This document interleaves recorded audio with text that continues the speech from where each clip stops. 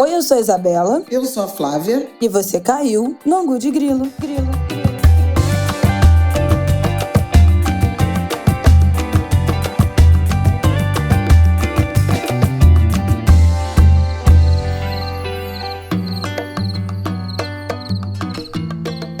Olá, Angulers!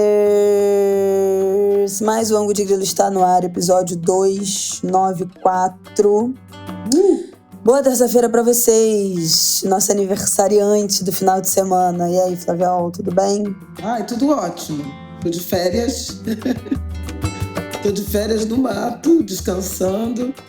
E recebi carinho de muitos amigos e amigas, mães da vida toda. Foi muito bom, tá sendo muito bom. Minha família amada, meu neto querido, minha filha que voltou de férias, de viagem pela Itália a tempo do meu aniversário. Mas essa parte foi boa. Foi tudo muito bom, assim. Eu estava realmente precisando desse tempo. E desse tempo sem uma dessas viagens que você anda, vê um monte de coisa, sabe? Um tempo realmente de descanso. E está sendo muito bom. E essa semana, grandes emoções, né? Qual semana? Essa que vem agora? Não, ou que passou? Semana que está entrando agora. Grandes emoções, porque a gente vai ter uma programação muito bonita. Exatamente. Vamos falar disso, porque vai ter um Angu de Grilo ao vivo em Salvador no sábado. Eu já dou todos os detalhes, mas deixa eu apresentar os temas da semana. Vocês sabem que semana passada não teve Angu, então estamos com assuntos acumulados, mas muitos assuntos que também estão na ordem do vamos acompanhar. Então, vamos falar aqui nesse episódio do que rolou na semana passada. Teve a aplicação da lei Magnitsky no Alexandre de Moraes, então vamos falar sobre isso. O tarifaço, que ia começar no dia 1º de agosto, foi adiado, vai começar agora aparentemente no dia 6 de agosto, então vamos falar sobre esse adiamento. Com muitas exceções, que era algo inesperado, né? Mas isso a gente falou no episódio antes das férias. Não, das exceções não. Falamos dos setores que foram coisados, gente. A gente não falou disso? Claro que não. Foi anunciado na semana passada. Não é possível. Tinha certeza que a gente tinha falado. Então, vamos falar disso também, das muitas exceções. Então, se podemos dizer que Trump está regando no seu tarifaço, vamos ver. Também quais medidas já foram pensadas aí para o escoamento da produção, né? Se a gente tiver uma contenção aí das importações dos Estados Unidos a produtos brasileiros, também já tem alguns caminhos aí aparecendo. No segundo bloco, vamos falar da Carla Zambelli presa em Roma, gente. Eu voltei e trouxe Carla Zambelli de volta para o Brasil. Mentira, ela ainda não foi extraditada. E a gente vai falar disso, de qual é esse processo, né, para entender se ela será ou não extraditada, quando, o que precisa, em que tempo. Então, vamos entender essa parte. E aí, os pop-ups finais que aparecerem para a gente acompanhar. Então, vamos lá começar esse episódio. E já preciso fazer um adendo aqui na nossa abertura, que a gente também falou, gente, do Bolsonaro em prisão domiciliar. O episódio já estava pronto, gravado, editado, quando saiu a decisão do Alexandre de Moraes. Então já estou fazendo um adendo aqui na abertura. Segura aí que a gente vai falar os detalhes aqui do Angu de Grilo ao vivo em Salvador com Lázaro Ramos. Logo depois desse aviso, desse recado, a gente começa falando do Bolsonaro em domiciliar e depois o episódio segue.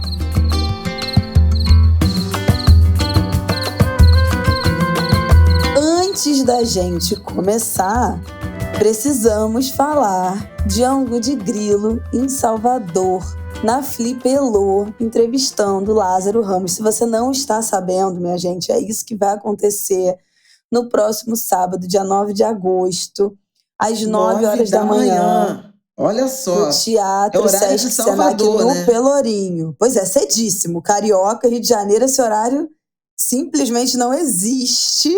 Mas eu espero vocês lá. A programação da Flipelô, extensa, enorme, começa dia 6, portanto, na quarta-feira. Dia 6, quarta-feira? E vai até dia 10, domingo. Então, entra lá no Instagram, no perfil ou no site. O perfil do Instagram é Flipelô e o site é www.flipelô.com.br para vocês verem a programação completa. Mas nós estaremos sábado, dia 9 da manhã. Não tem erro, gente. Dia 9 da manhã, Angu de Grilo, entrevistando Lázaro Ramos em Salvador. É daqueles convites que, desculpa, não tem como recusar. Então você convide a sua família, amigos, amigas que ouvem o Angu de Grilo, estejam lá, não precisa retirar ingresso, não precisa comprar nada, não precisa de nada. É só chegar. Óbvio que é sujeito à lotação, né? Mas assim, chegando cedo, vocês garantem o lugar, é por ordem de chegada. A gente está muito animada e empolgada para estrear nosso Angu de Grilo ao vivo fora do Rio de Janeiro, especialmente em Salvador, que é uma cidade que a gente ama, batendo papo com o Lázaro, que a gente ama. Então, assim, gente, só boas notícias nessa volta aí de curtas férias do Angu de Grilo. Algo a declarar, Flávia? Não, eu acho que é isso. Quer dizer, na quinta-feira eu vou fazer uma fala também no MUNCAB, Museu de Cultura Afro-Brasileira, lá em Salvador também, uma coisa sobre jornalismo, representatividade. Então eu chego na quinta-feira em Salvador para essa agenda no museu. Fiquei muito honrada de ter sido chamada para fazer essa fala no projeto Porta dos Saberes. O MUNCAB é uma instituição muito importante, com acervo, com contribuição, né, inequívocas na cultura e na valorização da cultura negra, afro-brasileira, lá na Bahia, lá em Salvador. E no sábado, com esse amigo querido, né? O Lázaro é uma pessoa muito especial para mim pessoalmente.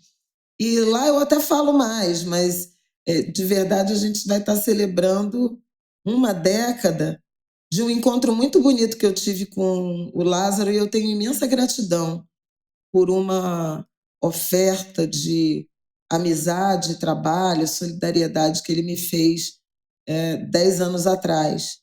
E eu tomo isso com muita gratidão, muito sentimento, assim, de... Pô, ele é o Lázaro, né? Ele é um cara, já era o Lázaro. E tem um olhar muito generoso, muito atento, não só para a sociedade, não só para o próprio ofício, mas para os amigos, para as pessoas. Então, realmente vai ser uma honra. E essa vai ser a celebração de 6 anos do Angu, né? A gente vai ter um Angu ao vivo. Exatamente, e será porque a nossa fazemos celebração. 6 anos no final de agosto. O episódio da terça-feira que vem do Angu de Grilo vai ser a nossa entrevista. Então, nosso papo com o Lázaro vai estar disponível aqui no nosso Angu. Espero que também em vídeo, ainda não tenho certeza, mas acredito que sim, vamos torcer por isso. Mas a nossa conversa na terça-feira que vem é o papo com o Lázaro, então semana que vem não tem Angu de Grilo com os nossos assuntos da semana. Estaremos tendo esse papo, é o episódio 295 do Angu de Grilo com Lázaro Ramos. Gente, chiquérrimo. Estamos em agosto, é bom lembrar, né? Ih, começou, gente. Quem é Anguler já sabe. Agosto é um que chegou mês agosto, é o mês do calado vence. Exatamente. É um mês de contrição, é um mês de respeito, é um mês de olhar para o sol e de cura, coisas boas, né? É o Baloaê, é o Senhor da Terra que está nos olhando. Então, vale sempre essa recomendação. É muito interessante o Angu ter nascido exatamente em agosto, né? Também. Porque é tempo mesmo de cura, de reflexão e de decisões silenciosas. Então tá, recado dado por mais um ano, Flaviol, vamos começar este episódio oficialmente.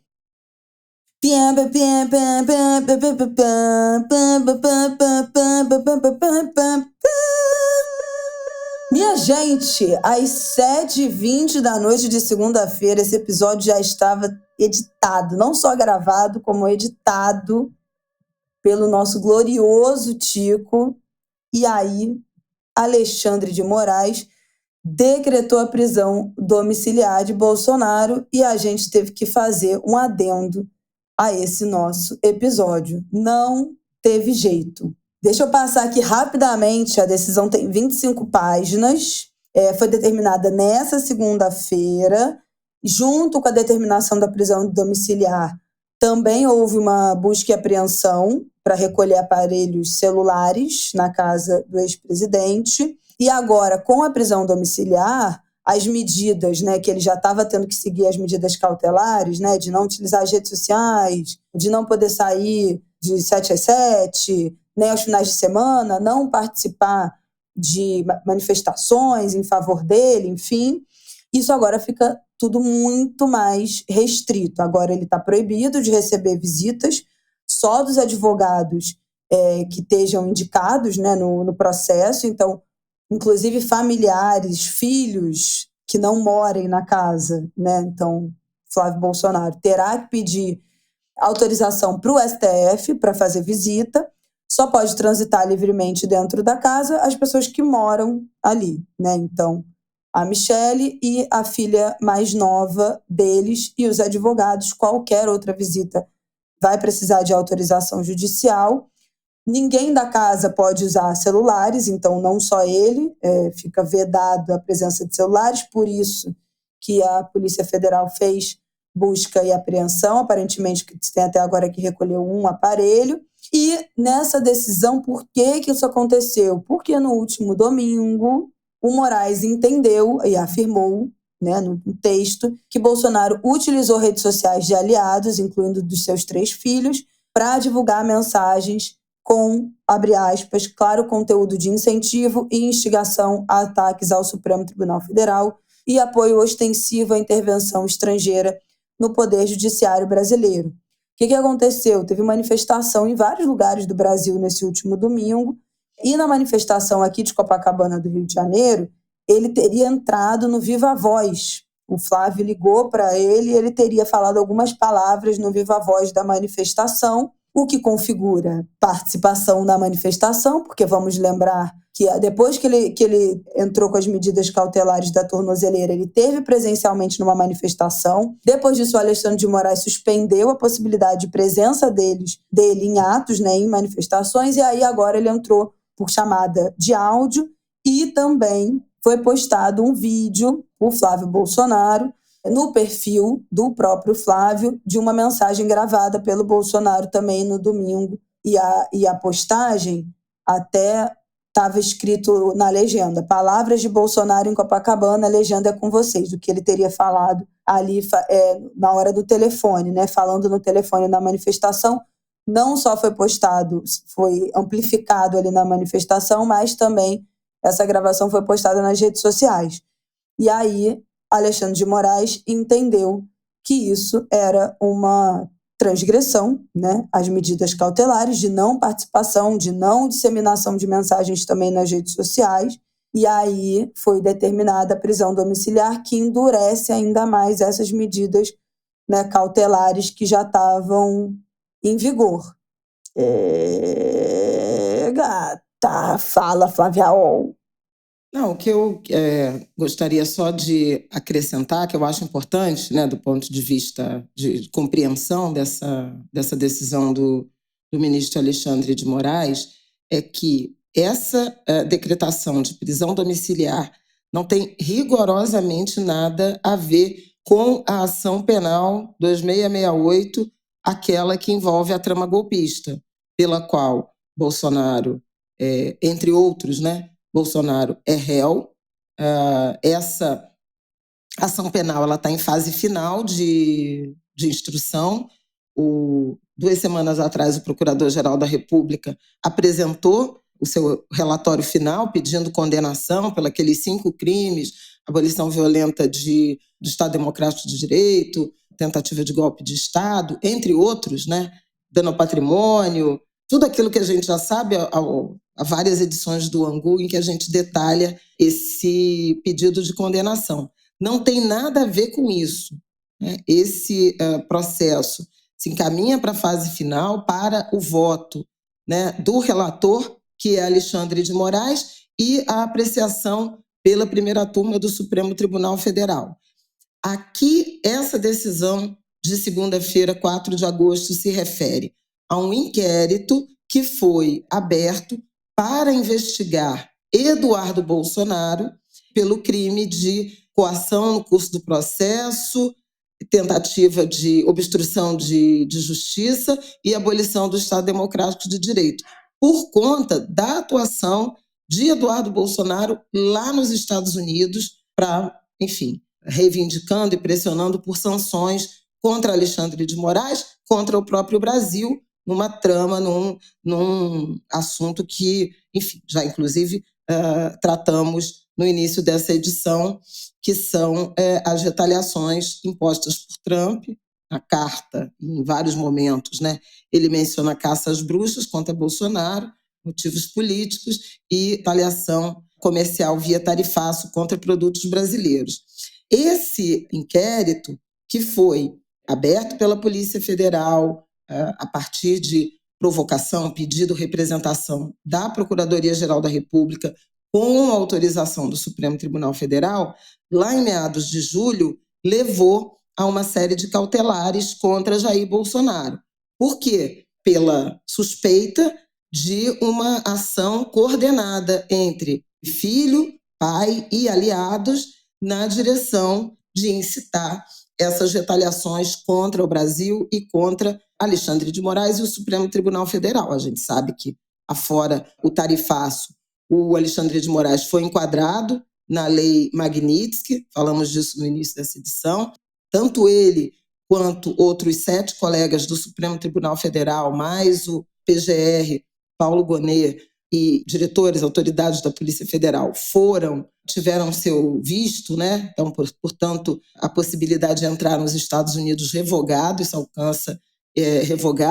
alcança, inclusive, familiares dessas autoridades, e esse era o processo em andamento.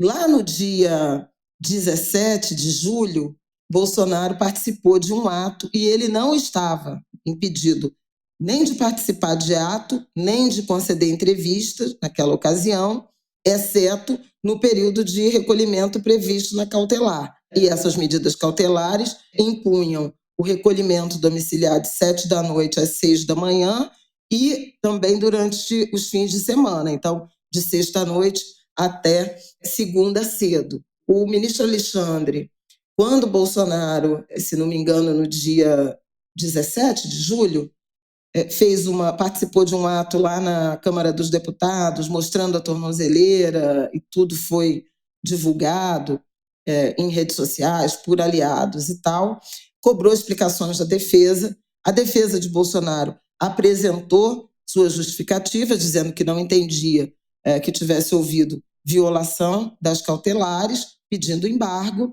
e Alexandre de Moraes fez um esclarecimento dizendo que ele violou, mas como foi um episódio isolado, não haveria agravamento de medidas. Isso tudo está na decisão também desta segunda-feira, 4 de agosto. Não haveria agravamento das medidas desde que o ex-presidente não voltasse a transgredir. O que, na interpretação de Alexandre de Moraes, voltou a acontecer nesse domingo, por conta da participação por viva voz e pela divulgação nas redes sociais de Flávio Bolsonaro, senador, ou seja, nas redes sociais de terceiros, de incitação a esse movimento, né, de ataque ao Supremo, de retaliação a autoridades e ao Brasil, e a notícia de que Bolsonaro participou por viva voz, com 2 frases, né? Acho que tem aqui a declaração que ele teria feito, pelo Brasil. Boa tarde, Copacabana, boa tarde, meu Brasil, um abraço a todos, é pela nossa liberdade, estamos juntos, disse Jair Bolsonaro. Isso foi noticiado, inclusive, primeiramente pelo Valor Econômico. Flávio Bolsonaro fez uma postagem que seria o outro lado, né, dessa declaração a partir dos atos, que era Bolsonaro num ambiente doméstico, com camisa verde e amarela, mostrando a tornozeleira. Depois ele posteriormente retirou essa postagem, o que, para Alexandre de Moraes, também sugere, né, a consciência de uma violação. E agora, nesse início da noite, houve o agravamento dessas medidas de restrição. Então, Bolsonaro agora, sim, está em prisão domiciliar, portanto, impedido de sair de casa e, certamente, também de conceder entrevistas. Quer dizer, o tanto de liberdade que ele tinha anteriormente, a partir das cautelares, elas foram também revistas em razão dessa violação. Eu só acho importante a gente chamar atenção para o fato de que isso não tem nada a ver com o processo do golpe do qual Bolsonaro é réu, à espera de julgamento. O processo, esse inquérito é um inquérito no qual o Jair Bolsonaro prestou depoimento à Polícia Federal lá em maio, junho, inclusive confirmando, né, que enviou 2 milhões de reais para ajudar a custear a estadia do filho deputado nos Estados Unidos. E essa é uma investigação que ainda está em andamento. O inquérito não foi concluído, não há denúncia apresentada, tampouco acolhida.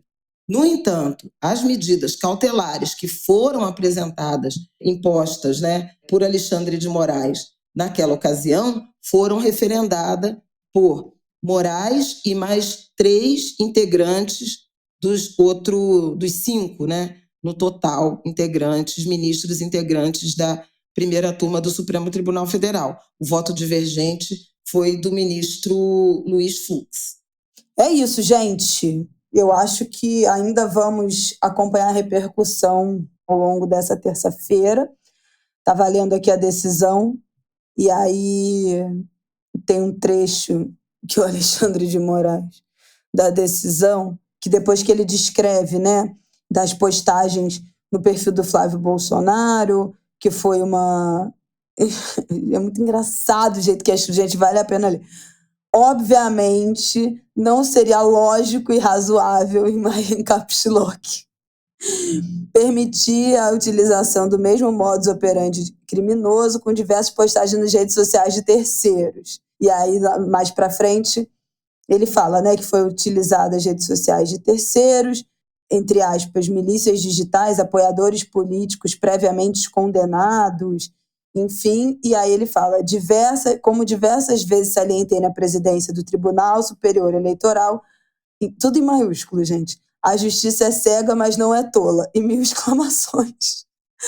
Gente, ele escreve, eu acho que tipo do jeito que ele fala, do que ele falaria, né, pessoalmente. Então tem o print das postagens no perfil do Eduardo Bolsonaro, do Flávio Bolsonaro, também a postagem que foi apagada, postagens do Valor Econômico, um print, né, do link do Valor Econômico, da matéria que fala que ele participou por telefone da manifestação em Copacabana, da divulgação do post do Flávio com fala ele posta e apaga, e aí tem vários prints de reportagem que repercutiram. Também um print de um post do Carlos Bolsonaro, que fez no X, com uma foto do Bolsonaro, do Jair Bolsonaro, pedindo para seguir o perfil do Bolsonaro, mesmo tendo conhecimento das medidas cautelares, como a restrição de uso de redes sociais impostas ao seu pai. Eduardo Bolsonaro também fez falas direcionadas, corroborando a atuação coordenada dos filhos nas mensagens do STF. Enfim, tem vários prints de posts que o Eduardo Bolsonaro também fez no dia de ontem. Também fala que o Nicolas Ferreira mostrou num vídeo Bolsonaro que estava no celular com ele, dizendo que o STF não estava acima do Brasil.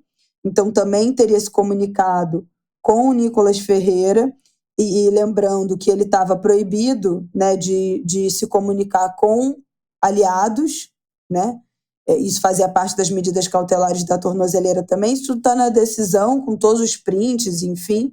E aí ele termina falando que, conforme tenho afirmado reiteradamente, a justiça é cega, mas não é tola. E aí tudo em caps lock.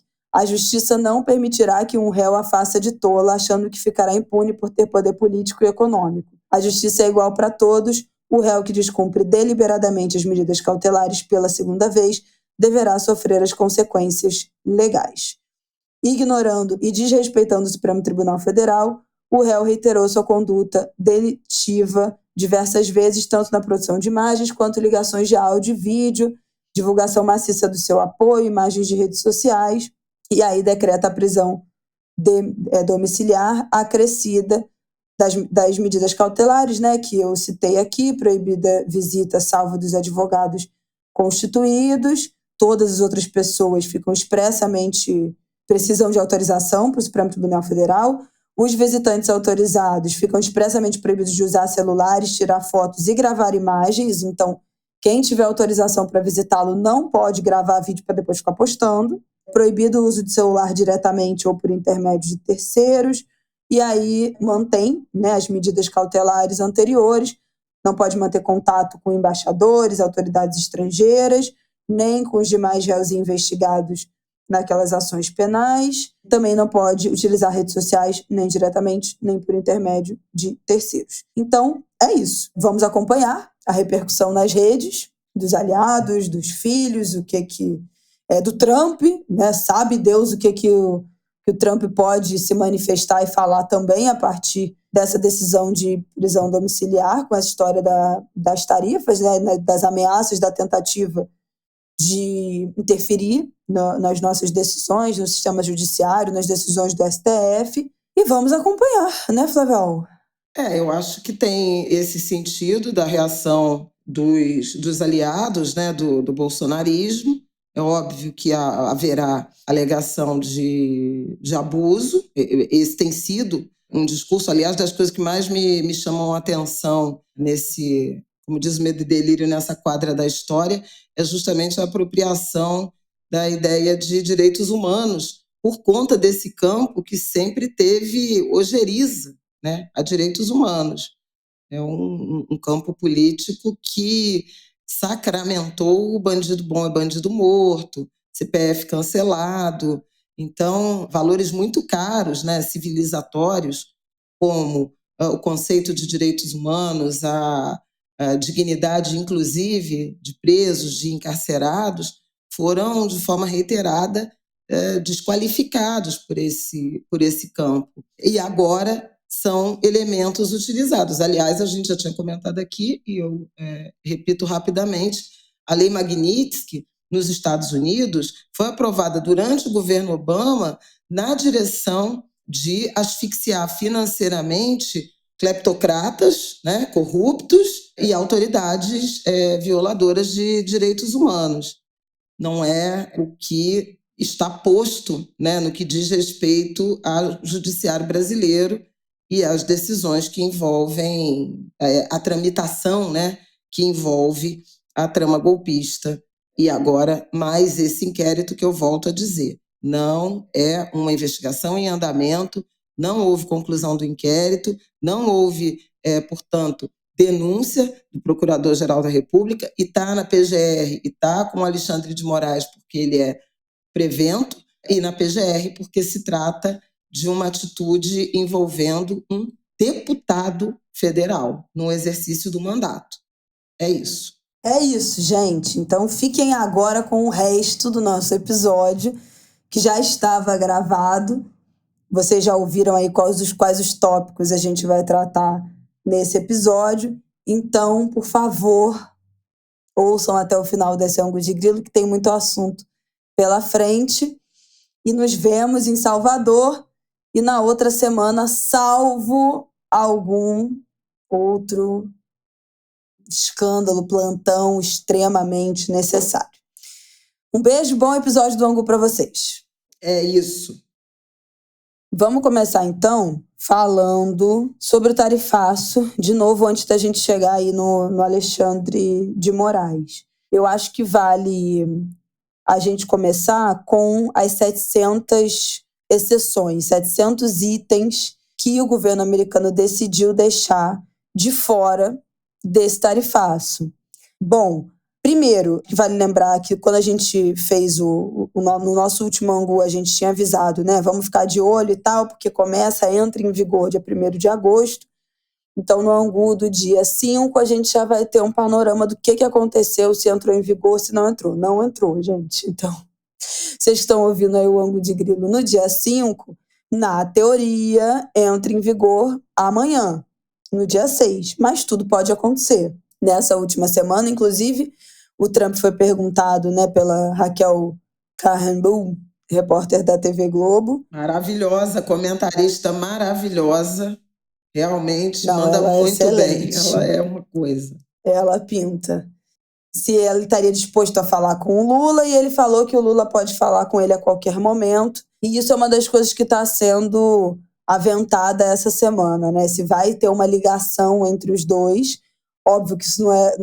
Quando você está falando de dois presidentes, não é só você pegar o telefone, discar o número e ligar, né? Tem todo um mise-en-scène antes para essa ligação acontecer, inclusive a disponibilidade, não de tempo, mas de querer conversar, Política, de querer né? trocar, de ter essa conversa, exatamente, abrir esse espaço político um ao outro. Então, ainda não é certo se essa ligação vai acontecer, pelo menos até segunda, 1h da tarde, que é a hora que a gente está gravando isso. O Alckmin teve até na Ana Maria Braga na semana passada. Olha, gente, só quem viveu a comunicação, olha, a primeira encarnação da comunicação desse governo sabe o quanto estou grata pela mudança nessa comunicação. Realmente teve uma transformação brutal na comunicação do governo. Vocês são testemunhas disso. A quantidade de vezes que a gente já falou aqui, quanto o governo não estava se comunicando com a população. Desde lá atrás, daquela história da taxa das blusinhas, etc., na história do Pix, não sei o que, como a comunicação ali ainda estava muito complicada, e teve uma mudança completa de tom. Os posts da rede social do próprio Lula, do governo, dos ministérios, estão excelentes, numa linguagem acessível, de memes, com pessoas falando, explicando, engraçadas, mas também muito informativas. O Alckmin teve na Ana Maria Braga, na minha opinião, foi um golaço, porque eu acho que aproxima muito, né, de fato, com a população, e ele respondeu dúvidas da audiência, vídeo com perguntas que as pessoas mandaram. Então, isso sempre aproxima, né, o governo da população. A gente já falou aqui também do pronunciamento que o Lula fez sobre essa história do Brasil soberano, pronunciamento, né, à nação. Também foi um acerto, era uma coisa que a gente ficava falando, tipo assim, gente, mas por que não abre um negócio em cadeia nacional e fala direto com as pessoas? Em vários momentos a gente questionou isso. Então, assim, a comunicação mudou radicalmente, e aí acho que a gente pode atribuir a troca também na Secretaria de Comunicação da Presidência, que agora o ministro é o Sidônio Palmeira, e muitas pessoas me falaram também que uma das estrategistas coordenadoras dessa nova face da comunicação é a Maria Queiroz, inclusive ex-aluna da ECO, fez o FRJ. Ela é mais velha que eu, acho que não nos encontramos lá, mas vários ecoínos me mandaram. A Maria, ela era da ECO também. Então, eu acho que vale aí citar sempre essa mudança na comunicação, porque está sendo realmente um acerto. Mas, enfim, isso tudo para dizer que o Alckmin foi na Ana Maria Braga e ele foi perguntado se ele ou o Lula não viajariam até os Estados Unidos para se encontrar e discutir isso pessoalmente. E ele falou que as conversas estão bastante proveitosas dessa distância, tipo assim, daqui a gente está conseguindo conversar, tiveram 2 videoconferências, reuniões em vídeo que foram muito proveitosas, então que a princípio não teria um encontro pessoalmente. Então, é isso. Ainda é um campo minado, uma indisposição, um mal-estar total, mas, enfim, as tarifas a princípio começam a valer nessa quarta-feira, com essas 700 exceções. Quero pontuar aqui quais são, não vou pontuar 700 itens, né, gente, mas, de modo geral, os principais itens que não vão sofrer essa sobretaxa. Artigos de aeronaves civis, então estão isentas todas as aeronaves civis, motores, peças, simuladores de voo, sistemas elétricos, pneus e tal. E aí, por isso que tem se falado, né, que a Embraer foi a maior beneficiada. Seria a maior prejudicada, E, de fato, Isso, a gente já tinha falado disso aqui. Porque os Estados Unidos são realmente um destino essencial, primordial, mais importante para a Embraer. Mas teve o suco de laranja também, né? Pois é, vamos chegar no suco de laranja. Então, outros itens. Veículos e peças específicas, então não se aplica a veículos de passageiros, caminhões leves e suas respectivas peças e componentes, então carro sedã, SUV, minivan, van de carga, eletrônicos, smartphones e outros telefones celulares sem fio, antenas, refletores de antena, aparelhos de gravação e reprodução de som, vídeo, enfim, eletrônicos ficaram de fora. Produtos específicos de ferro, aço, alumínio e cobre, derivados desses materiais, itens semi-acabados, componentes industriais estão fora, e a gente falou sobre isso aqui lá atrás, quando teve essa primeira história de taxa, lá em abril, que teve a história do ferro, do aço brasileiro. O Brasil exporta muito para os Estados Unidos, e a gente até falou como é que vai ser o posicionamento de Tarcísio e do Zema, porque são dois estados que exportam muito aço, muito ferro para os Estados Unidos, e eles estão apoiando aí essa eleição do Trump e, num primeiro momento, comemoraram a eleição e logo depois veio essa história de taxação. Então, vão manter o tom? Vão prender o verbo? Isso foi uma coisa que a gente levantou, mas produtos específicos de ferro, aço, alumínio e cobre estão fora. Fertilizantes, isso é importante, produtos agrícolas e de madeira, e aí isso inclui castanha do Brasil, isso inclui o suco e a polpa de laranja, mica, madeira, polpa de madeira, fio de sisal, outras fibras de madeira, metais específicos, então metais preciosos, estanho, silício, produtos obtidos da mineração de ferro. Gente, tem um monte de nome né, dos itens especificados, vocês não merecem que eu fique listando aqui um por um. Energia e produtos energéticos, então não se aplica a diversos tipos de carvão, gás, petróleo e derivados. Não se aplica a bens retornados ao ZEUA.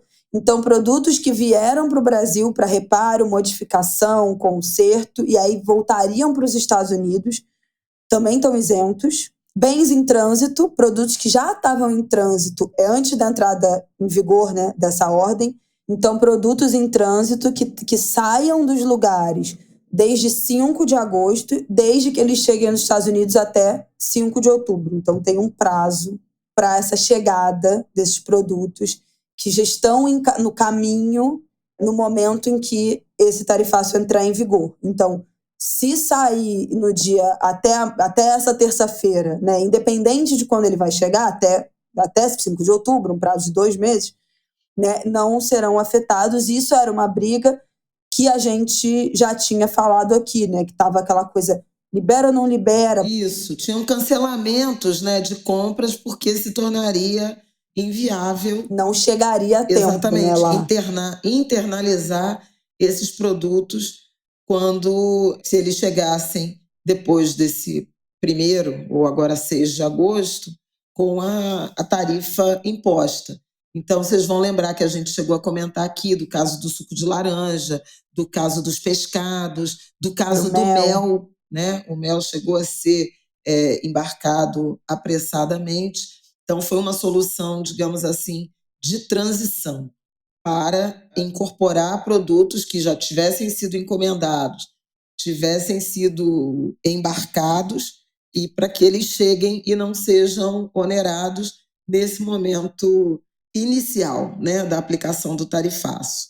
E aí, por fim, produtos de uso pessoal. Então, obviamente, itens em bagagem de passageiros que chegarem nos Estados Unidos não vão ser tarifados além. Donativos, então doação de alimentos, roupas, medicamentos que estejam saindo do Brasil para lá e também estão livres das tarifas. Livros, filmes, CDs, pôsteres, obras de arte, conteúdos jornalísticos que são tidos como materiais informativos.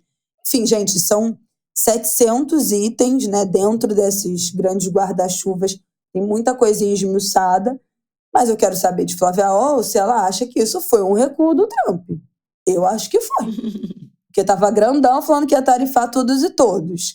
Aí chega nas vésperas, não, na verdade vão ficar aí 700 coisas de fora. O que sobrou, gente? Não, nesse tarifaço? Sobrou coisas, mas sem dúvida alguma foi um aceno, né? E um reconhecimento, alguma relevância que produtos brasileiros têm em relação aos Estados Unidos e que, não, num primeiro momento, parecia que o presidente Trump ia ignorar, ia passar por cima. Eu lembro, vamos fazer uma breve memória, né? Ele anuncia uma sobretaxa ao Brasil a partir de 1º de agosto, agora alterada para o dia 5, de 50%. Então, seria 40 mais 10, porque 10 já estão em vigor desde aquele abril. Essa foi uma coisa que também foi mais ou menos explicada na semana que passou, e aponta na carta endereçada ao presidente Lula o processo contra Jair Bolsonaro e a aplicação da legislação brasileira às big techs, às plataformas digitais americanas. São duas coisas importantes. Razões, portanto, políticas e de interferência, né, nos poderes da República, da democracia brasileira, tendo como barganha sanções comerciais. Aliás, a denominação sanção, ela passou a ser utilizada, inclusive, por nomes da diplomacia brasileira, posto que não era possível associar essa decisão de Donald Trump a um caráter exclusivamente comercial, em razão de, por exemplo, desajustes, desalinhamento de tarifas ou prejuízos para os Estados Unidos nas relações comerciais brasileiras. Predominantemente se falava em razões políticas para a sanção ao Brasil. E o governo brasileiro acabou aplicando critérios, né, um modelo de negociação que envolveu Geraldo Alckmin, vice-presidente e ministro do Desenvolvimento, Indústria e Comércio. Então, uma estratégia foi fazer do Geraldo Alckmin o negociador brasileiro com as autoridades americanas, principalmente o secretário de Comércio, o Ludnick, né? Howard Ludnick. A diplomacia brasileira em atuação também, um diálogo muito, muito próximo com o empresariado brasileiro, as entidades de classe, né, do empresariado brasileiro, Confederação da Indústria, de Máquinas, a própria Embraer, ao mesmo tempo uma tática, né, uma recomendação de sensibilização dos empresários americanos que importam, que têm negócios com o Brasil. Essa foi uma medida importante, e lá dos Estados Unidos, a Câmara Americana de Comércio fez gestões, divulgou notas, né, pronunciamentos. Houve uma missão de senadores de vários partidos, incluindo, por exemplo, o líder do governo no Senado, senador Jacques Wagner, e a senadora Tereza Cristina, que foi ministra, né, da Agricultura do governo Bolsonaro e que foi relatora da Lei de Reciprocidade Econômica Comercial, que foi aprovada lá nos primeiros meses do ano, justamente para dar esse mecanismo. Daqui a pouco a gente fala um pouquinho mais sobre essa questão da reciprocidade, que não deverá ser usada, mas já falei aqui mais de uma vez aqui no Angu sobre isso, um instrumento mais para ter do que para usar, mas no sentido de empoderar o executivo com uma ferramenta em que será possível acenar para um parceiro comercial que venha a nos retaliar. Também aqui no Angu, em edições anteriores, nós chamamos atenção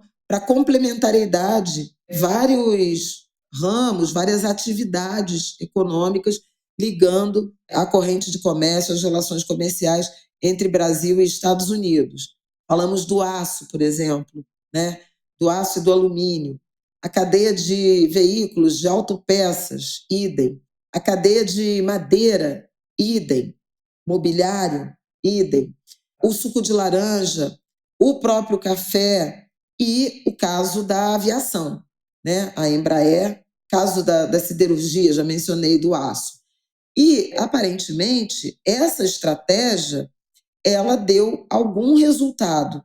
O primeiro sinal de que isso poderia ser, de fato, considerado nessas relações, nessa situação com os Estados Unidos, se deu na semana retrasada, quando o Geraldo Alckmin, numa das coletivas, e ele tem falado quase que diariamente, anunciou, informou que tinha tido uma conversa de 50 minutos com o secretário de Comércio dos Estados Unidos, 2 semanas atrás, num sábado, o que sinalizou que, então, não havia uma interdição completa ao diálogo entre os dois parceiros comerciais.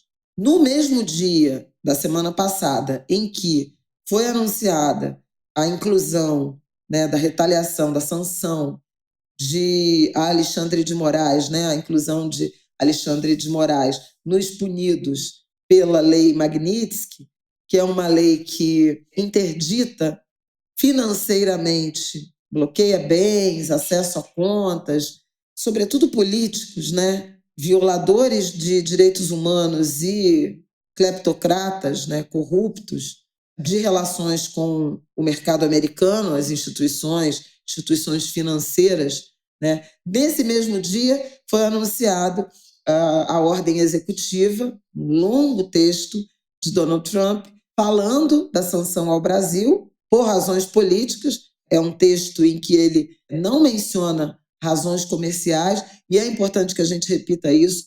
O Brasil é deficitário com os Estados Unidos, né? No primeiro semestre desse ano, os Estados Unidos tiveram um superávit comercial de quase 1,7 bi de dólares com o Brasil. Portanto, não é verdadeira a ideia de que o Brasil seria sancionado por razões comerciais, por desvantagens que impõe ao Brasil nas suas relações. Pelo contrário, o Brasil, então, não deveria ser, por razões comerciais, punidos nesse rol aí de realinhamento, de tarifaço, de ataque tarifário promovido por Donald Trump. O foi por razões políticas. Houve e há muitas críticas dentro dos Estados Unidos a essa postura de Trump. Há, inclusive, senadores, parlamentares democratas protocolando, representando contra essas sanções ao Brasil, justamente pela falta de justificativa comercial. Mas a pergunta original da Isabela foi se Donald Trump recuou. Tem um termo que eles têm usado, taco, né? Trump always chicken out, que é, em tradução livre para o português, seria Donald Trump sempre amarela, né? Amarelando. E tem uma leitura de que, em parte, sim, amarelou, posto que ele apresentou, nessa ordem de taxação adicional ao Brasil, um rol de 700 itens, 700 produtos que estariam livres dessa tarifa adicional, dessa sanção de 40%. E essa lista inclui os setores que a Isabela já listou e que são setores cuja dependência dos Estados Unidos, por exemplo, o caso do suco de laranja, né? Algo entre 80% e 90% do suco de laranja consumidos nos Estados Unidos saem do Brasil. Ou o caso do avião, ou o caso do aço, né, em que haja muita dependência ou complementariedade. Os americanos, de fato, o governo Trump sinalizou com uma exceção, com a não oneração, obviamente, pelo impacto na produção local de um lado e na própria inflação, né, no impacto aos consumidores. Então, esse é um reconhecimento e, de fato, pode ser interpretado, sim, como um recuo, embora com um texto de que o Brasil não está sendo legal com Jair Bolsonaro, com as big techs, e a gente está sancionando em razão disso. Agora, esses itens que foram incluídos no rol de exceções, eles somam aproximadamente 43% da pauta de exportações brasileiras, algo pouco acima de 18, algo entre 18 e 19 bilhões de dólares. Ou seja, para os 40, quer dizer, ainda tem mais da metade que estão, sim, sujeitos a essa tarifa adicional. E isso, obviamente, preocupa. Então, tem um sentido de continuar o diálogo. Há uma expectativa, e talvez nessa semana a gente também conheça uma lista de produtos que o próprio secretário de Comércio já tinha sinalizado que podem ficar fora do tarifaço, não em relação ao Brasil especificamente, mas em relação a todos os parceiros, porque seriam produtos que os Estados Unidos não fabricam ou produzem. Nesse caso, o café, acho que ele citou café, manga, abacaxi e cacau. Eu acho que são esses itens. Outro grupo. Então, há uma expectativa de que o café seja incluído não numa lista de exceções relacionadas especificamente ao Brasil, mas numa lista relacionada a todos os parceiros. E os Estados Unidos importam café de outros países. Acho que, em particular, Colômbia e Vietnã também. Então, essa é uma dúvida em relação também a algumas frutas. Outra dúvida é a questão das carnes. As carnes estão taxadas, né? São produtos que não foram incluídos em exceção e os Estados Unidos são um mercado importante para a carne brasileira, assim como o café. Nessa questão do café, me chamou a atenção a posição da China. A China, a embaixada chinesa andou fazendo postagens, né, na rede X, dizendo o quanto o consumo de café tem aumentado na China. A embaixada publicou um post dizendo que na China, eu acho que o consumo de café é de 16 litros por ano, por habitante, consumo per capita, e a média global é 240. Então, ainda tem muito espaço para os chineses, estão gostando cada vez mais de café, para comprarem mais café do mundo inteiro. E nesse fim de semana, no fim de semana que passou, anunciaram a habilitação de acho que 183 empresas, né, brasileiras. Isso, liberou 183 empresas brasileiras para exportar café para a China. Anunciaram isso no sábado, no dia 2, com efeitos a partir do dia 30 de julho. Já tomam. Já está valendo, né? Tem gente que pode estar dizendo, né? Isso é uma provocação da China. Tem gente que acha que, mesmo que não venham as exceções, né, nessa lista que o secretário de Comércio prometeu, o Brasil tem plenas condições, porque o café vive um momento de escassez, né? Teve quebra de safra nos últimos anos, a gente sabe, aumentou para caramba o preço, e o café seria um produto com que o Brasil teria muita facilidade de negociar, diferentemente de outros itens. Há uma preocupação grande com pescados, algumas coisas também de frutas, e esses são temas que a gente vai acompanhar, né? Mas, parcialmente, eu acho que dá sim para dizer que o Trump amarelou. Pode não ser um amarelo gema, né? Pode ser um amarelo um pouco mais pálido, mas houve sim um recuo em relação à agressividade, à fúria que ele apresentou naquele primeiro momento de emparedamento ao Brasil. Agora, houve e há, né, de fato, uma tentativa de interferência nas instituições democráticas brasileiras, e isso está nítido, inclusive, na sanção ao Alexandre de Moraes, né? O Alexandre de Moraes foi incluído na Lei Magnitsky. Antes disso, né, já houve a suspensão de visto de ministros do Supremo Tribunal Federal, diretor da Polícia Federal. Isso a gente falou no ângulo anterior e isso continua valendo. Então, essa é uma interferência. Agora, não houve nenhum tipo de aceno, de manifestação, de sinalização, nem do governo, nem do judiciário brasileiro, de que esses temas que dizem respeito à autonomia, à independência dos poderes, que eles estarão sobre a mesa de negociação. É importante isso porque aconteceu no mesmo dia, né? Tanto o anúncio da sanção ao Alexandre de Moraes, quanto a lista de exceções. A confirmação da retaliação ao Brasil, mas com essa lista de exceções. Eu tinha mencionado alguns produtos que ainda preocupam, principalmente a carne, mas o fundamental é que está muito nítido, do ponto de vista institucional, que o governo está disposto a continuar negociando do ponto de vista comercial, e o vice-presidente Alckmin já deu essas sinalizações e já disse que voltou a falar, foi mais de uma vez que ele falou com o secretário de Comércio na direção dessa negociação comercial, mas nem do lado do executivo, por absoluta impossibilidade, nem do lado do judiciário, houve qualquer tipo de sinalização de que os pleitos, a chantagem, as ameaças, as exigências do Trump serão atendidas. O processo contra Jair Bolsonaro, ele segue, né?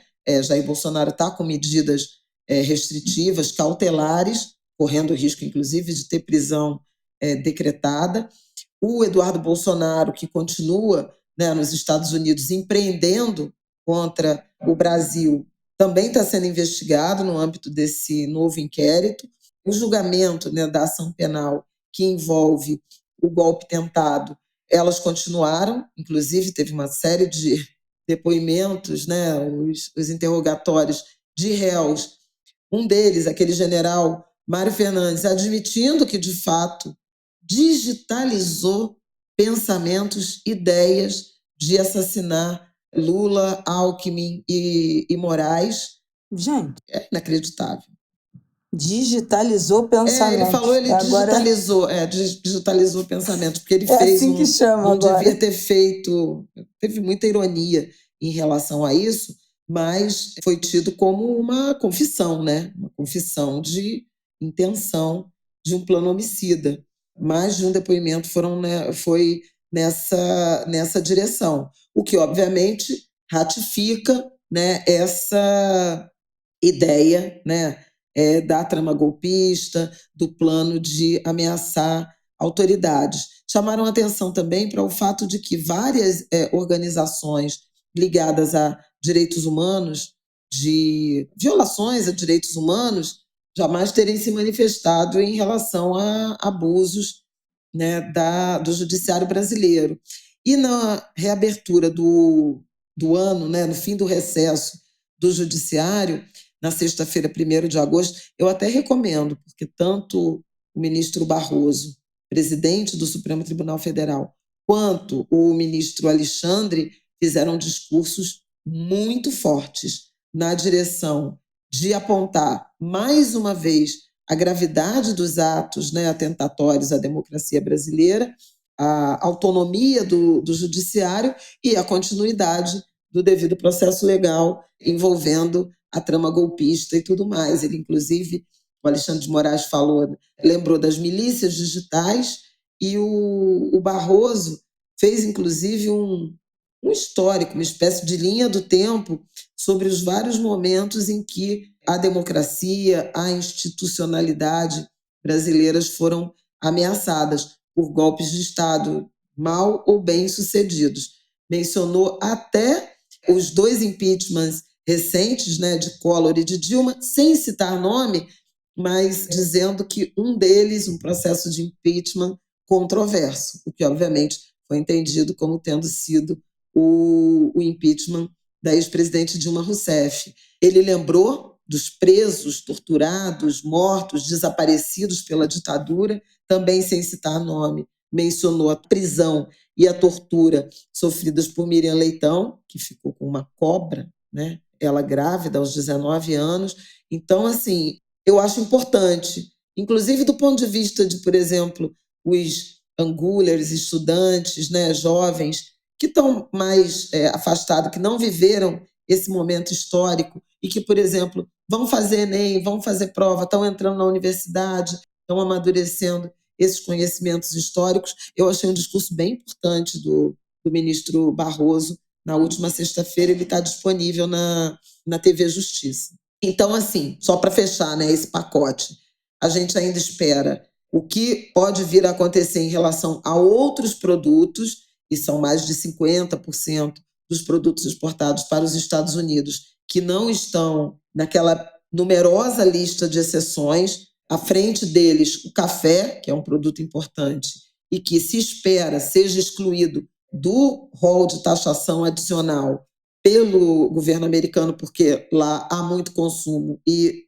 não há produção, ver o que vai acontecer com outros países, ver de que maneira que o Brasil continuará negociando com os Estados Unidos ou buscando novos mercados lá fora ou aqui dentro para os produtos agora retaliados, encarecidos por esse tarifaço de Donald Trump, a repercussão dentro dos Estados Unidos, né, desse viés autoritário, inexplicável, a forma como o próprio bolsonarismo vai se portar, uma vez que perderam tração, né, perderam adesão, ainda que mantenham um núcleo duro. Teve uma manifestação no domingo, particularmente em São Paulo, foi numerosa, mais do que a anterior, né, mais de 36, 37 mil pessoas na Avenida Paulista. Na manifestação anterior, que teve a presença de Jair Bolsonaro, foram cerca de 12 mil, segundo aquela contagem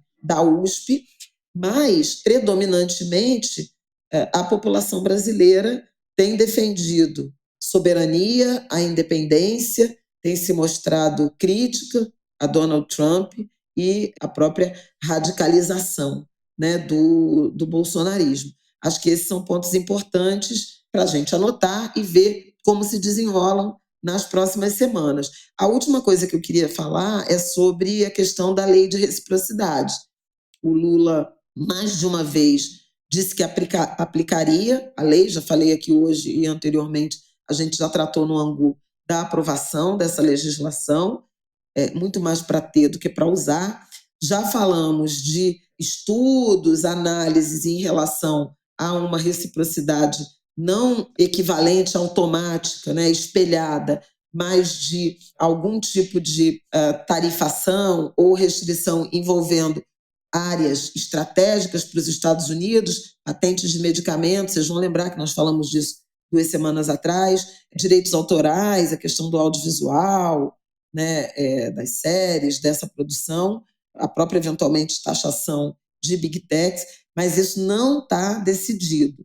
E o ambiente, do ponto de vista do empresariado, é de que o governo não lance mão de imediato, especialmente agora que o Trump fez esse recuo, né? Não lance mão de reciprocidade nesse momento para não acirrar a guerra comercial e para não prejudicar importadores ou consumidores brasileiros. Então, isso é uma coisa que ainda está por ser observado no horizonte. Eu acho que é isso, né? Eu acho que é. Acho que a gente ainda precisa, ainda tem... Bom, ainda está tudo suspenso, né, gente, no final das contas, porque as tarifas só começam a valer na quarta-feira, não só para o Brasil, né, mas para todos os países que foram sobretaxados. Então, acho que vale a gente esperar para ver o que mais vai acontecer, se de fato essas tarifas vão entrar em vigor, ou se vai ter algum outro atraso no começo, que aí pode ou não ter a ver com, mais uma vez, o Trump amarelando, né, com as decisões que ele mesmo toma, e acompanhar também essa semana se vai ter uma ligação de fato, né, entre Lula e Trump, que isso é uma coisa que também está pendurada. E acho que é isso. Podemos passar para Carla Zambelli? Podemos. Então vamos. Bom, deixa eu dar um pequeno resumo aqui da Carla Zambelli. Vocês já devem saber, mas nunca é tarde demais para fazer uma pequena retrospectiva. Ela foi presa na terça-feira passada, dia 29, depois de 2 meses foragida. Vocês acompanharam a gente falar aqui, né, do momento em que ela apareceu fora do Brasil e as discussões que geraram em torno disso. Ela foi presa a partir de uma denúncia de um deputado italiano, Angelo Bonelli, do Partido Europa Verde. Ele até deu entrevista para a Globo News, né? Ele se disse o responsável por ter passado para a polícia o endereço. Ele vinha cobrando do parlamento mais empenho nas buscas pela Carla Zambelli. A polícia recebeu a informação, 2 horas depois já estava no local e a encontrou. Ela estava morando num condomínio a 20 quilômetros do centro de Roma. Ela já foi encaminhada, né, para um presídio e já teve a sua primeira audiência com a justiça italiana. Então, partimos daí eles fizeram uma primeira análise do caso, né, decidiram manter a prisão dela, e aí agora vem quais são as próximas etapas a partir disso. O Brasil já formalizou o pedido de extradição, né, então, obviamente, isso está na pauta, é uma das cartas que estão na mesa, mas essa tramitação pode levar até 2 anos para acontecer. Por quê? Com a prisão dela tendo sido confirmada, né, pela justiça italiana, o processo desse pedido de extradição vai poder começar oficialmente. Então, primeiro, a justiça italiana vai analisar esse pedido de extradição passando por 2 instâncias, a Corte de Apelação e a Corte de Cassação. Se as 2 cortes autorizarem, o caso vai para o ministro da Justiça da Itália, que pode aprovar ou barrar a extradição por motivos, né, políticos. Mas tudo indica que esses trâmites completos podem durar entre 1 ano e meio e 2 anos.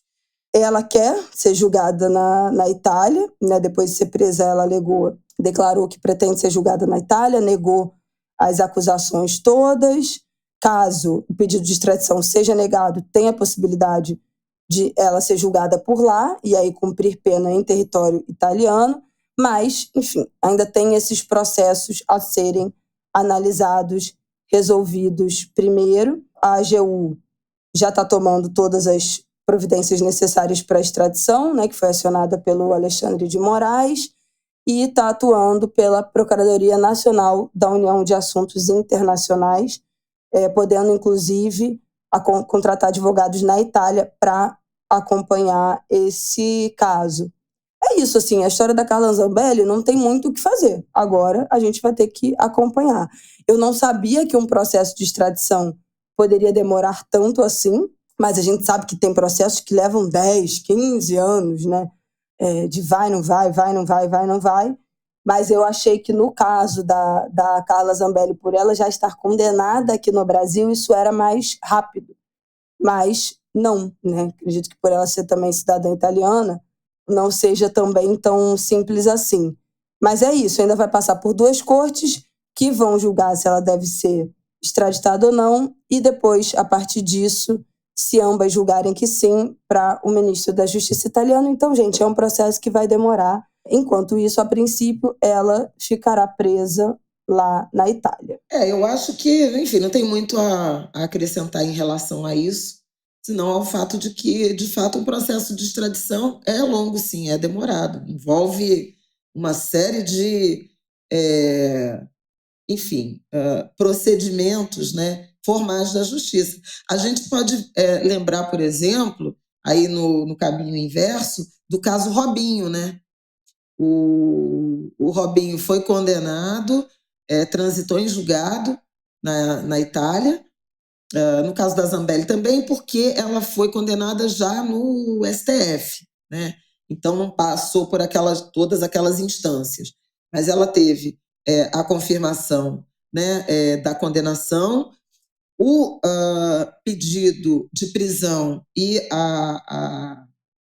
o reconhecimento desse pedido pela Interpol, o que levou à prisão, mas os procedimentos, né, regulares para um processo de extradição envolve diálogo entre autoridades, decisões judiciais, certificação de que não há, de fato, perseguição política, um viés político, e ela sendo cidadã italiana, há algum tipo de proteção de direitos que ela tem assegurados. A novidade dos últimos dias foi que o ministro Gilmar Mendes mandou anexar ao processo dela aquela ação na qual ela também é ré pela perseguição armada ao Luan Araújo, jornalista, na véspera da eleição. Eu quero lembrar que a Carla Zambelli foi julgada e condenada, não tem nada a ver com golpe, trama golpista, ela nem está envolvida nisso. Foi a história da invasão do sistema do Conselho Nacional de Justiça, em que ela, ao lado do hacker, né, Walter Delgatti, invadiram o sistema e emitiram um mandado de prisão de Alexandre de Moraes contra ele mesmo, num português, quase um xiste. Mas foi uma invasão no sistema formal de justiça e ela foi condenada por esse crime.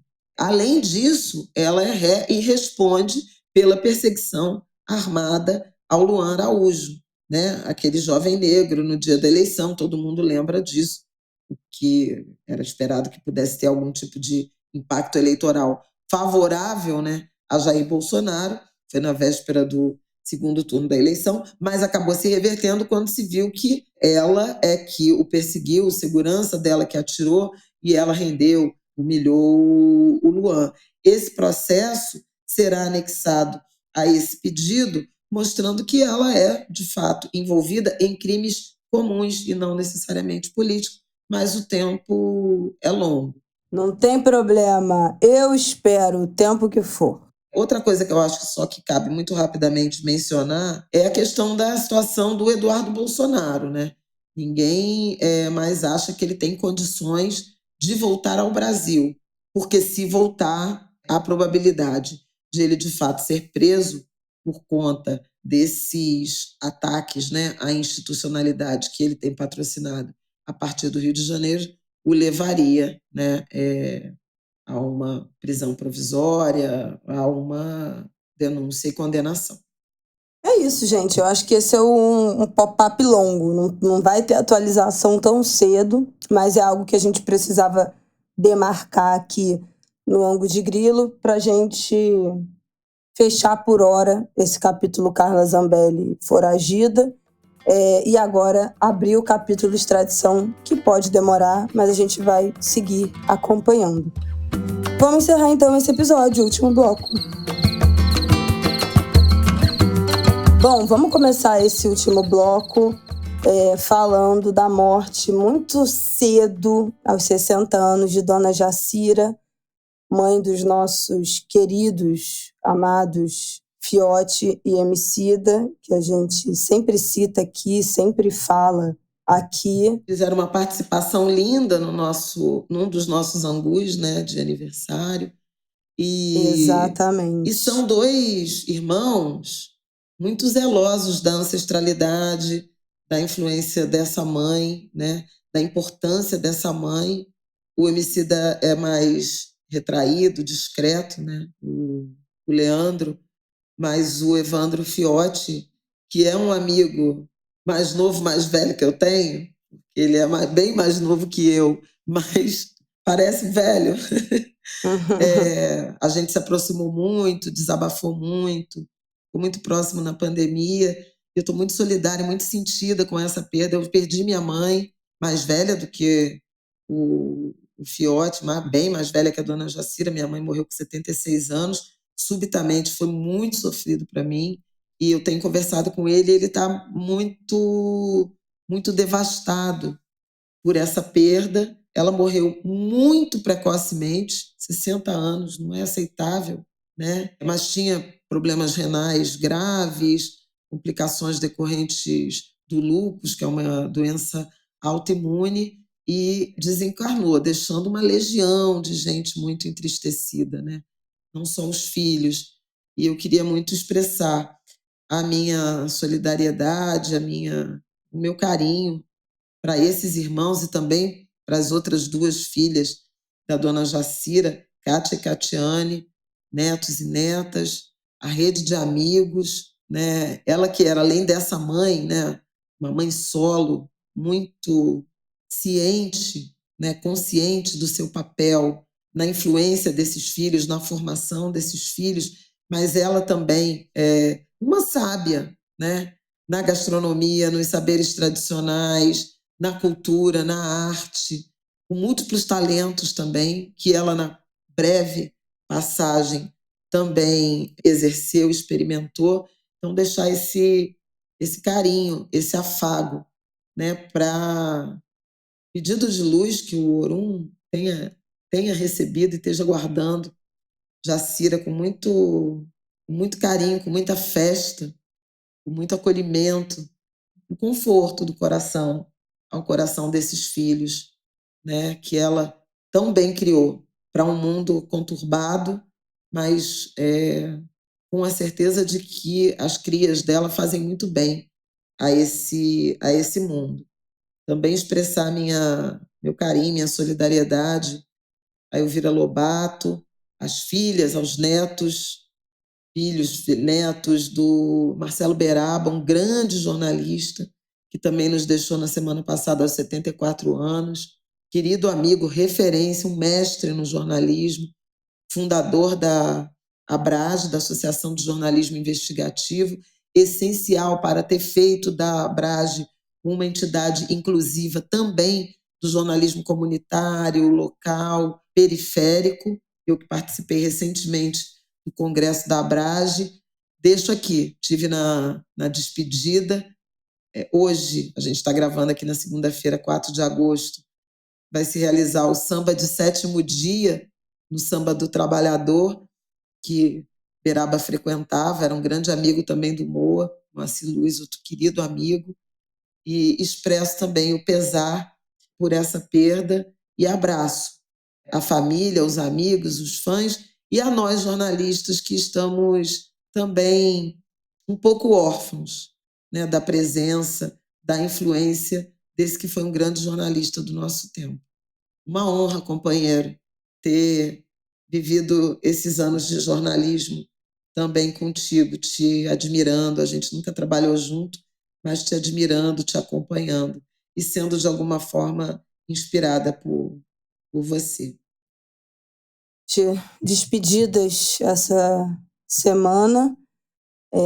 Então, deixo meu beijo para todo mundo, beijo para o Fiote, beijo para o Emicida, para a família, para todo mundo que sentiu essa perda. Foram muitos posts de mulheres, principalmente mulheres negras que eu sigo, que postaram momentos que tiveram com a dona Jacira, de aprendizado, de conversa. Ela que era uma sábia, né? uma mestre. Então, que bom que ela teve a oportunidade e o espaço para dividir seu conhecimento, para falar, para escrever, para participar de eventos, de rodas de conversas. Então, é um ensinamento e um legado que fica, né? Que não se foi com ela definitivamente. E é isso. Um beijo em todos e todas. Recado? Tem mais algum último recado, gente? Lembrando do nosso Angu de Grilo em Salvador. Não esqueçam disso. Quinta-feira, 17 horas, Flávia Oliveira no Muncab, Museu de Afro-Brasileiro lá de Salvador, de Cultura Afro-Brasileira em Salvador. E no sábado, nossa mesa, Angu de Grilo recebe Lázaro Ramos na Flipelô. Uma honra participar. Quero deixar aqui o convite que a nossa Isabela Souza, do Observatório de Favelas, Galpão Bela Maré, deixou para o seminário de encerramento da ocupação Milton Santos. Está lá na Maré, pessoal do Rio. É sábado, dia 9, de 10 às 18 horas. Vai ser bonito, uma homenagem a esse gigante, né? Nosso geógrafo Milton Santos. Procurem lá no Observatório de Favelas, tem um formulário de inscrição e vale muito a pena para conhecer mais e melhor esse que foi um grande mestre, né, brasileiro. Domingo é Dia dos Pais, deixo também meu carinho ao pai biológico e ao meu companheiro, que tão importantes foram e são na criação da minha filha e agora do nosso neto, Paulo Aidano, o Raul, parceiraço, que é avô do Martin, pai do Rafael, ao meu genro, que é esse pai maravilhoso, ao Paulo, meu cunhado, meu companheiro de samba, de vida, de luta, marido da minha Kika, pai da Carol, do Pablo, do Paulinho, do Romário, avô do João Pedro. E no nome desses homens que eu citei, deixo meu carinho a todos os amigos, pais, grandes pais que, felizmente, eu posso testemunhar que estão presentes aí na minha vida. O El, meu camarada, meu irmão, e tantos outros, viu? Um lindo Dia dos Pais para vocês. Estejam aí com seus pais, com seus maridos, companheiros, grandes avós, grandes companhias. Um lindo domingo de paz para vocês. É isso. Feliz Dia dos Pais, para os pais da nossa vida, para o meu pai. Beijo para o meu marido. Beijo para Aidano. Beijo. Todos os outros que minha mãe citou, muitos pais, graças a Deus e aos orixás, temos muitos bons exemplos de pais ao nosso redor. E um beijo para todo mundo que perdeu o pai, né, que vai passar um domingo sem o pai, o primeiro, o 10º, 20º domingo de Dia dos Pais sem essa companhia. Nosso beijo, nosso abraço. A quem também não teve pai presente, que às vezes é uma data sofrida, né? Se vê todo mundo postando foto, vê mensagens, nem sempre é fácil, né, questionar e se deparar com essa ausência, então também deixo o nosso beijo. E nosso beijo para as mães que muitas vezes tentam, de alguma forma, suprir. Eu não gosto muito do termo mãe, né? Tem gente que fala, mas, enfim, eu acho que eu e outras mães questionamos um pouco esse termo, mas as mães solo que levam nas costas, né, essas ausências, esses abandonos. Então, um beijo para vocês também, que também imagino que sintam essa dor, né, de um Dia dos Pais, tentando ali diminuir um pouco esse sofrimento dos filhos e filhas de não ter essa figura. Então, um beijo para as mães solos também neste dia de hoje, este domingo de Dia dos Pais. É isso, gente. E fomos, isso, né, Flávia? É isso. Então, até a Bahia. Até o outro, né? Até a Bahia, depois até o outro. Semana que vem, terça que vem, dia 12, é o nosso episódio com o Lázaro. Então, voltamos pro nosso ângulo de grilo normal aqui das notícias no dia 19 de agosto. Beijo. Cuidem-se bem, guardem silêncio. O rei tá na terra.